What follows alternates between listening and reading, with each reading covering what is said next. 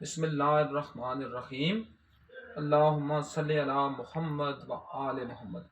اچھا، میں چونکہ آپ تو تمام دوست احباب سے جو میرے دوست جن تک میں پیغام پہنچانا چاہتا ہوں، ویسے تو یہ 25 کروڑ جو عوام ہے اس میں سے تو تقریباً 24 کروڑ 99 لاکھ تو بیٹھے ہیں، تو جن کے تک پیغام ہم نے پہنچانا ہے تو میرا مقصد یوں نہیں تک ہوتا ہے۔ باقی نہ مجھے کسی سے کوئی اپنا کسی بھی حوالے سے دامے درمے سکھنے قدمے کسی قسم کی مجھے کسی سے کوئی چاہیے ہی نہیں ہے۔ کوئی میری تعریف کرے بسم اللہ، نہیں کرتا تو الحمدللہ، ٹھیک ہے۔ نہ مجھے کسی سے تعریف لینی ہے، نہ مجھے کسی کی مخالفت کا ڈر ہے، کیونکہ میں اس علی بن ابی طالب کی نالین مقدسین کریمین کا خادم ہوں، جو ابو تراب ہے اور جو مٹی کا باپ ہے۔ کیونکہ جو متمسک ہو گیا علی سے، اٹس مین کہ اس نے اپنا لیول آف لرننگ، اپنا وجود، اپنا کائنات پرانے کا مقصد پا لیا۔ کیونکہ ویسے بھی میں بعض کا بہت زیادہ باتیں کرتا ہوتا ہوں، چونکہ آج تو میں اس کنٹیکسٹ میں بات کر نہیں رہا، لیکن میں ویسے بھی کہتا ہوتا ہوں کہ جو اللہ نے لیول رکھے ہوئے انسان کی دنیا میں آنے کے لیے، تو بندے کا تو جو لیول ہے جو انسان کا، جس کو انسان کہتے ہیں، میں آدم کی بات نہیں کر رہا، آدمی کی بات، انسان کی بات، اس کا تو لیول ہی ریشنل ہے۔ وہ اگر ریشنل سے نیچے گر گیا تو وہ تو درندوں سے کم تر ہو جائے گا۔ کیوں کم تر ہو جائے گا؟ اس لیے کہ اس لیول پر درندے ان سے زیادہ اچھا کام کرتے ہیں، انسان اس سے اچھا کام کر ہی نہیں سکتا۔ میں اس سے پہلے کلپ میں بھی اس کی مثال دے چکا ہوں۔ آج میرا مقصد صرف یہ تھا، یہ میرے دوست ہیں نہیں بزمی صاحب، ان کے ریفرنس سے ہم ویسے بھی بات کرتے، میں 2 دن سے لکھنا چاہ رہا تھا کہ میرا کوئی سوشل میڈیا اکاؤنٹ کے ساتھ کوئی پرابلم تھا، تو اس لیے میں وہ بیان کر نہیں سکا۔ کیونکہ جب پیٹرول میں پھر 22 روپے پر لیٹر اضافہ ہوا تو میں نے کہا جی اب اس منشی اسحاق ڈار کو یا اس کے مائی باپ شہباز شریف کے بارے میں تو اب لکھنا بھی گناہ ہے۔ میں تو اس کو واجب سمجھتا ہوں کہ ایک وقت تک آپ بولیں اور ایک وقت تک آپ لکھیں، جب وہ آپ کے لکھنے اور بولنے سے مبرہ ہو جائیں تو پھر ان کو ان کے حال پر چھوڑیں، کیونکہ پھر یہ انتظار کریں کہ اللہ ان کے اوپر کتنی بڑی عبرت ناک اور بھیانک قسم کی سزا دیتا ہے۔ یہاں پٹواری یہ نہ سمجھے کہ میں صرف نواز شریف کی بات کر رہا ہوں، میرا مدعا، میرا متمع نظر اسی طرح بلو رانی بھی ہے اور اس کا باپ زرداری بھی ہے، اسی طرح میرا مدعا یہ جو نائل کمینے جو یوتھیاں ہیں اور ان کا بغیر نکاح کیے ہوئے ان کا لیڈر ہے عمران خان، وہ بھی ہے۔ لیکن چونکہ اس وقت جو حکومت ہے وہ ان کی ہے، اس لیے ان کو کہنا زیادہ واجب ہے۔ تو میں یہ لکھنا چاہتا اور کہنا بھی، دیکھوں گا بھی انشاءاللہ بھی۔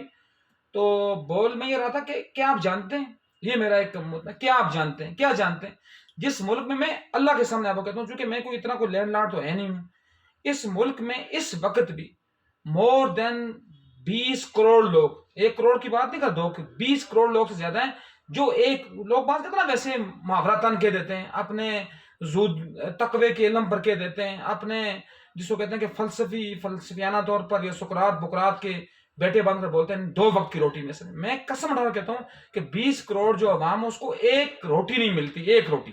2 وقت کی روٹی کو چھوڑیں آپ نا، گولی مارے 2 وقت کی روٹی، ایک روٹی، کیونکہ ایک روٹی 30 روپے کی ہے۔ میں تندور پر جب جاتا ہوں نا تو جب میں وہاں سے، چونکہ جب میں اکیلا ہوتا ہوں، جب میں اپنے گھر سے باہر ہوتا ہوں، تو جب میں وہاں تو کیا کہتے ہیں جی کہ جو روغڑی نان ہے وہ کہتے ہیں جی 50 روپے کا، جو اسپیشل لوگ نان ہے وہ 60 روپے کا۔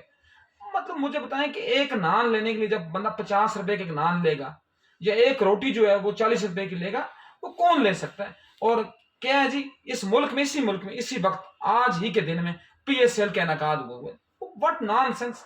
کیا گدے اور کیا کمینے لوگ ہو آپ کہ ان 2 ٹکے کے لوگوں کو، جن میں فرض کیا کوئی شاداب خان ہے، کوئی پتہ نہیں بابر اعظم ہے، کوئی پتہ نہیں کیا کیا خبیث ہے، ٹھیک ہے، نام لینا بھی میرے نزدیک بندے کی زبان ناپاک ہوتی ہے۔ یہ بنے ہوئے جی آپ کی ہیرو، کوئی برانڈ ایمبیسیڈر ہے۔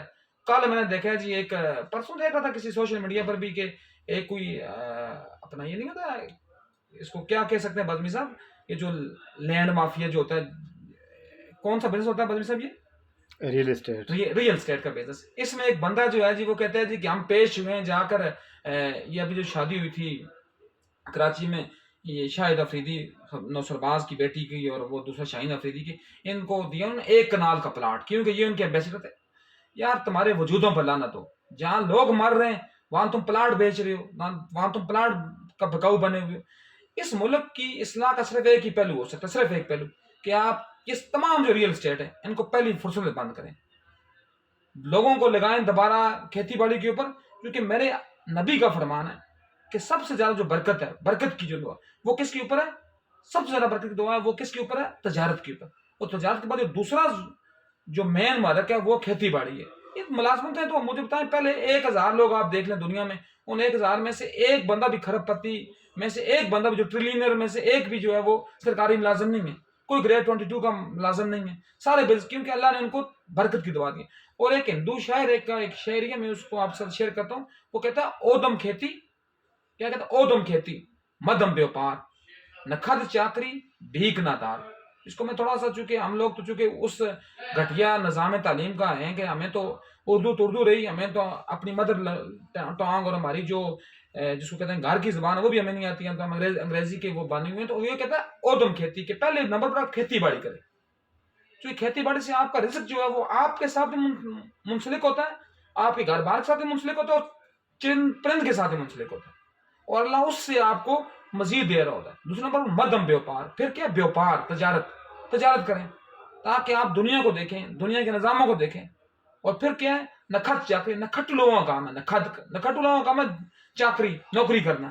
کوئی جج بن گیا ہے، کس لیے بنا ہے؟ صرف کس لیے بنا ہے؟ اپنے پیٹ کو جہنم کی آگ میں بھرنے کے لیے، اور اپنی اولادوں کو اس دنیا میں، ہوتا پھر یہی ہے جس طرح مشرف کے ساتھ ہوئے، 10 سال وہ رہا ہے اس کے اوپر کھیلے، اس بیڈ کے اوپر رہا ہے، بیڑا گرک ہوئے، وہ اس کا جو مال اس نے بنایا ہوا ہے، اس میں اپنا جو مال اس نے اس میں بنایا ہوا ہے، اپنا کیا نام ہے جسے کا بزمی صاحب، پھر مجھے بھول جاتی ہے بات، آج چکے لوگ بعض باتوں سے بنا، وہ چک شہزاد میں وہ اسی طرح پڑا ہوا ہے، اور وہ خود قبر کی گھاٹیوں میں فرشتوں کے گرز کھا رہا ہوگا، ان کے لتر کھا رہا ہوگا، ٹھیک ہے۔ اور وہ جو بندہ تھا، میں اس کو بھی اچھا نہیں مانتا اتنا، لیکن وہ پھر مرد کی طرح لڑتے ہوئے مرا اکبر بگٹی، وہ جنگلوں میں اور غاروں میں مرد کی طرح لڑتے ہوئے مرا ہے۔ تو یہ بھی اس طرح مریں گے، بدبخت ہوں گے، ان کی قبروں کے اوپر بھی لوگ تھوکیں گے بھی نہیں۔ تو نکھت چاکری اور بھیک نادار، اور نادار لوگوں کا میں بھیک مانگنا۔ تو ٹاپک کا مین، چونکہ میں بات سے ادھر نکل جاتا ہوں، ٹاپک کا جو دوسرا، کیا آپ جانتے ہیں؟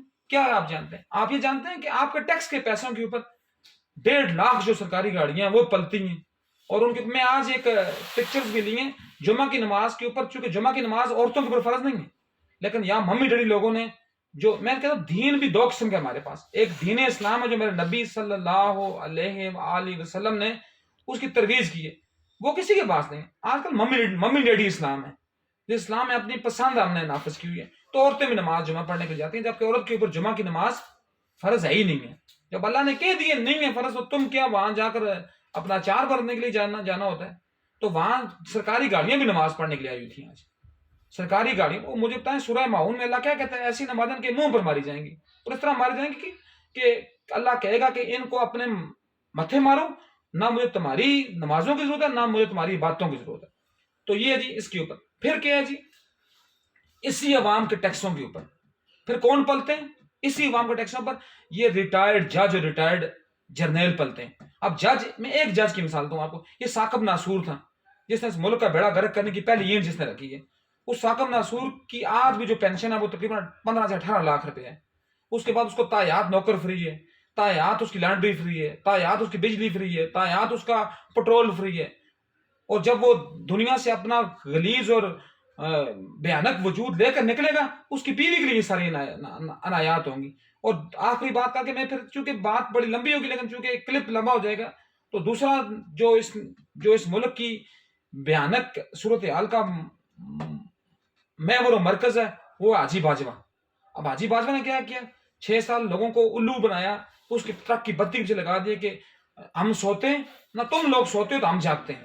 تو سوتے اور جاگتے میں کیا ہوا جی کہ ملک کے اثاثے رہ گئے 6 ارب ڈالر، اور حاجی باجوہ کے اثاثے بن گئے 15 سے 18 ارب ڈالر۔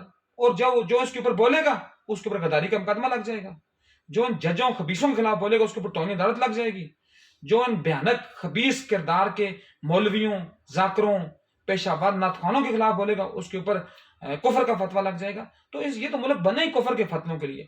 آخر پر ایک بات کروں گا، لاسٹ بات جو میں آخر کب تک کیا آپ جانتے ہیں اس کے تناظر میں۔ اور پھر کیا جی؟ یہ ہمارے ٹیکس، ہمارے خون پسینے کی کمائی ہے، اس کے اوپر کیا ہوتا ہے جی؟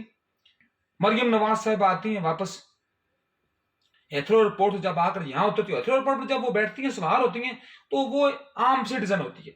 جب وہ یہاں کا لور ایئرپورٹ پر اترتی ہے تو بڑے بڑے مچھندر، ٹھیک ہے، اس کے قدموں میں جھکتے ہیں، اور وہ کہتی ہے میں سرجری کروا کر آئی ہوں۔ لوگ کہتے تم ابھی نہیں پہنچتی، کیا جی سرجری کیا کروائی ہے؟ 55 سال کی عمر میں 20 سال کی دوشیزہ لگنے کی سرجری کروائی ہے، اور سرجری کے پیسے کس کے ہوئے؟ میرے اور آپ کے پیسے ہوئے۔ پھر اس کے بعد بلو رانی ہے، پورا ملک تباہ و برباد ہو چکا ہوا، ٹھیک ہے نا. اور بلو رانیوں نے کیا کرنا ہے، انہوں نے اپنے آپ کو ایک ٹرانسجینڈر مخلوق بنا کر پیش کرنا ہے. یا میں کوئی ٹرانسجینڈر کے خلاف نہیں ہوں، میں اس کی ٹرانسجینڈر مخلوق کے خلاف بات کر رہا ہوں. اور تیسرے نمبر پر کیا ہے، وہ جھوٹی ریاست مدینہ کا دعوے دار، جس کے اپنے بیٹے لندن میں عورتوں اور مردوں کے ساتھ ایک کی، جس کو کیا، میں چلو اس تناظر میں جان نہیں رہا وہ کیا کرتے ہیں. اور یہاں ان کا باپ کہتا ہے جی میں ریاست مدینہ بنانے کے چکروں میں، جبکہ وہ اپنی پنکی پیرنی کے ساتھ اس کا نکاح جو ہے وہ جسٹیفائڈ نکاح ہی نہیں ہے. تو کیا ہے جی، قوم جو ہے وہ قوم تو ہی نہیں ہے، بھیڑے ہیں. بھیڑوں کے اوپر میں کہتا ہوں اللہ کے 1,00,000، میں بڑا خوش بھی ہوتا ہوں بعض کا. یا اللہ نبی اتنی مہنگائی کرنا، اتنی مہنگائی کر کے یہ بدبخت کے بچے اٹھیں اور اٹھ کر ان کے بنی گالوں کو، رائے بنڈوں کو، ڈی ایچ اے کو، بیریئر ٹاؤن کو آگ لگائیں. جب آگ لگے گی ان کی بیریئر ٹاؤن کے اوپر پھر ان کو کچھ، لیکن ہونا کچھ بھی نہیں ہے. چونکہ بھیڑے ہیں، بھیڑوں نے کیا کرنا ہے، بھیڑیں بس ایک بھیڑ دفعہ، دوسری دفعہ، تیسری دفعہ، اس طرح 25 کروڑ بھیڑیں دنیا سے غرق ہو جائیں، چونکہ یہ صرف مردم شماری کے لیے آئے ہوئے ہیں. والسلام وما علینا البلاغ المبین.